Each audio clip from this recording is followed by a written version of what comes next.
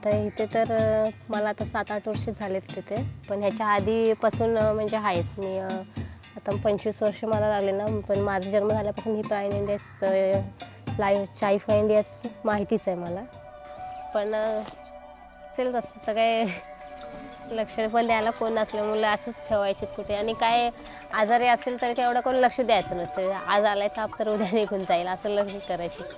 आता मी प्रवरूनच चालेल, तिथून तिकडच्या ज्या मुलांचं जरा कुपोषितचं प्रमाण जास्त आहे, पण इथे आता एवढं कुपोषितचं प्रमाण नाहीच आहे. आता समजा जसं दुसरंच कुठे गावात जर असते नाही तर त्याची प्राईड इंडिया चायफा इंडियाची नसते, तर मला तर काय म्हणजे समजलं नसतंच, कारण मग काय घरीच राहिले असते.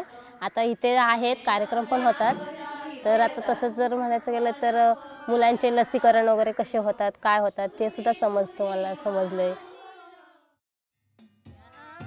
पाताळाचं पाणी प्या. चांगलं वाटतं. म्हणजे आता मीटिंगमध्ये बसून जरी हे विषय निघाले तर पण त्या मीटिंगमध्ये विषय होतात ते आपल्या पण चांगलं, कारण आरोग्याची पण निगा कशी राखायची ते पण कसं तिथे असं वेगवेगळ्या पद्धती पण समजतात, आणि त्याबद्दल तशा म्हणजे घरी पण करता येतात ना, मग मुलं पण आवडीने सगळेच खाऊ शकतात. ते पण आरोग्यासाठी चांगले असतात ना. आता कडधान्याच्या भाज्या वगैरे केल्या तर पण त्याच्यामधून प्रथिने वगैरे मिळणार असतं.